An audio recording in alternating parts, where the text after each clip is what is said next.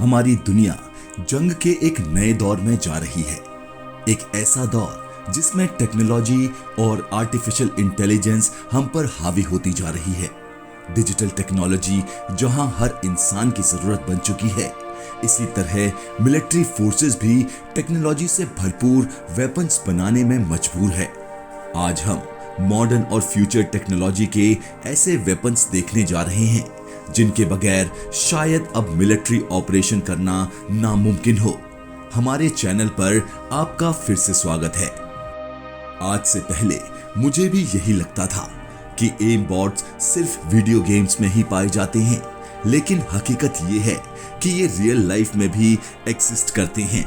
Sniper को real life में बहुत सारे चैलेंजेस का सामना करना पड़ता है, जिसमें विंड स्पीड, फॉग, डस्ट और सबसे बड़ा मूविंग टारगेट को शूट करना होता है। इन सब चैलेंजेस को सिंपल बनाने के लिए सेल्फ गाइडेड स्नाइपर बुलेट्स बनाई जा चुकी हैं। ये अपने टारगेट को सिर्फ एक बार अच्छी तरह पहचान लेती हैं और फिर इसके अंदर मौजूद ऑप्टिकल गाइडलाइन सिस्टम इसको खुद ही टारगेट की तरफ लेकर जाता है। फिर बेशक टारगेट मूविंग पोजीशन में हो या ना हो, इस स्नाइपर राइफल और बुलेट की खास बात यह है कि इसको कोई अनट्रेन्ड शूटर भी यूज कर सकता है। नंबर 8, मिलिट्री ऑपरेशंस के दौरान कभी कभार कीचड़ और पानी की वजह से गाड़ियां और ट्रक्स की मूवमेंट सर का दर्द बन जाती हैं। इस सिचुएशन से बचने के लिए अब फोल्डिंग रोड्स का इस्तेमाल किया जाने लगा है। एक 8x8 ट्रक जिसमें ये फोल्डेड रोड रखी होती है, वो 10 मिनट के अंदर अंदर 165 फीट का रोड बना सकती है। एल्यूमिनियम से बना ये रोड 90 टन से भी ज्यादा का वजन झेल सकता है। इसकी खास बात ये है कि ये 4 फीट पानी के अंदर भी बिछाया जा सकता है। मिलिट्री ट्रक्स जिनका कीचड़ में फिसलने का डर लगा रहता है, वो आसानी से इस फोल्डिंग रोड के ऊपर से शैलो रिवर भी क्रॉस कर सकती है। काम पूरा होने के बाद इसको वापस फोल्ड करना भी बहुत ही आसान और ऑटोमेटिक प्रोसीजर होता है। नंबर 7, ये कोई मामूली गन नहीं है जिसमें गोलियां डाली जाती हों, बल्कि इसको गोलियों के बजाय बैटरी से भरा जाता है। ये एक ड्रोन गन है जो कि 2 किलोमीटर दूर तक ड्रोन को जैम कर सकती है। हाल ही में ड्रोन टेक्नोलॉजी की वजह से हमें शानदार एरियल शॉट्स भी देखने को मिलते हैं, जो आज नॉर्मल कैमरा से लेना पॉसिबल नहीं है। लेकिन इस ड्रोन के गलत इस्तेमाल ने पूरी दुनिया की सिक्योरिटी एजेंसीज के नाक में दम कर रखा है। वेनेजुएला के प्रेसिडेंट पर एक ड्रोन के जरिए अटैक करने की कोशिश की गई जब वो भीड़ में स्पीच दे रहे थे। इस हादसे में 2 ड्रोन्स पर प्लास्टिक एक्सप्लोजिव लगाया गया था, जो किसी वजह से हवा में ही फट गया। इस किस्म के हादसे से बचने के लिए ये वेपन्स बनाया गया है। 26 इंच लंबी और 7 किलो वजन की ये गन एक खास किस्म की रेडियो फ्रीक्वेंसी फेंकती है, जो ड्रोन का उसके ऑपरेटर के साथ कनेक्शन तोड़ देती है। इसके नतीजे में ड्रोन का RTH यानी return to home function active हो जाता है और वो वापस वही जाके लैंड करता है जहां से उसने टेक ऑफ किया था। ये एक तरह का रेडियो फ्रीक्वेंसी जैमर है जो मीलों दूर तक भी काम करता है।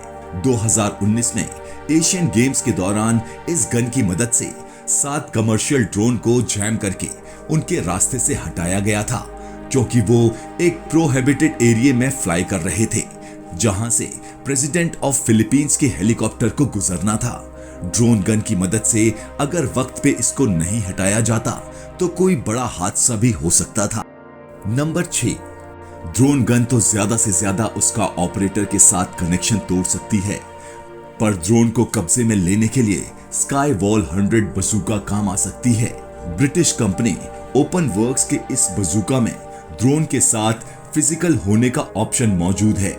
इसको ड्रोन की तरफ पॉइंट करके फायर किया जाए तो ये एक नेट फेंकता है जो ड्रोन को ही जकड़ लेता है। उसके बाद इसमें लगा पैराशूट ऑटोमेटिकली डिप्ले हो जाता है, जो धीरे धीरे ड्रोन को नीचे लेकर आता है। नंबर 5, ये है ultra heavy lift amphibious connector, जो कि डिजास्टर के दौरान कभी भी कहीं भी मुश्किल कंडीशन में भी ट्रेवल कर सकता है। इसके अंदर इतनी जगह है कि ये 40 फुट के कंटेनर्स या 3 टैंक को भी कैरी कर सकता है। एयर फॉर्म से बने इसके ये ट्रैक्स ना इसको पानी में चलने से रोक सकते हैं, ना ही बीच पे और ना ही कीचड़ पे। यहाँ तक कि ये 10 फीट ऊंची रुकावट को भी बहुत आसानी से पार कर सकते हैं। नंबर 4, पुलिस और मिलिट्री को अक्सर दीवार की आड़ लेकर शूटिंग करनी पड़ती है, जिससे हमेशा खतरा रहता है कि कहीं कोई बुलेट आके न लग जाए। लेकिन अब एक ऐसा वेपन भी तैयार किया जा चुका है जिसमें दीवार के पीछे रहकर भी आसानी से निशाना लिया जा सकता है। कॉर्नर शूटर एक ऐसा वेपन है जिसके अगले हिस्से में वेपन या ग्रेनाइट लॉन्चर्स लगा होता है। यह हिस्सा 60% तक टिल्ट किया जा सकता है। एक्यूरेट निशाना लेने के लिए इस पे कैमरा लगा है, जिसके जरिए दीवार के पीछे रहकर टारगेट को आसानी से लॉक किया जा सकता है। ये वेपन खुद को खतरे में डाले बगैर लो रेंज कॉम्बैट फाइट के लिए बिल्कुल परफेक्ट है। नंबर 3, ये है MQ फायर स्काउट हेलीकॉप्टर, जो आज तक का सबसे एडवांस मिलिट्री ड्रोन हेलीकॉप्टर है।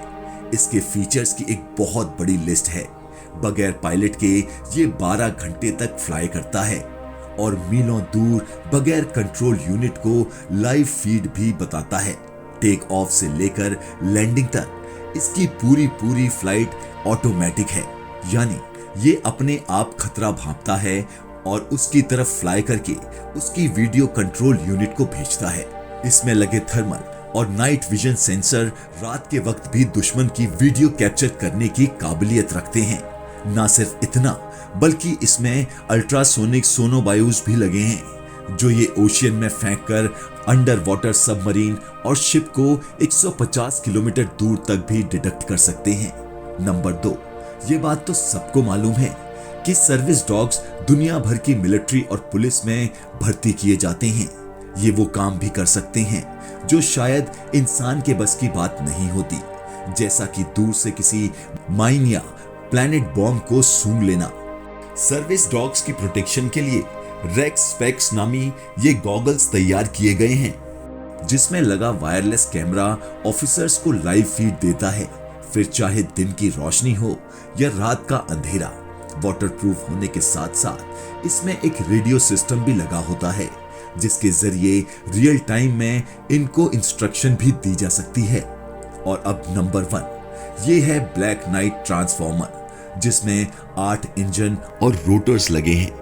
जहां तक इसका काम जमीन पे चलने का होता है, ये 100 किलोमीटर की स्पीड से चलता है और जैसे ही जरूरत पड़ती है तो ये एयर ट्रांसपोर्ट की 10,000 फीट की बुलंदी तक भी फ्लाई कर सकता है।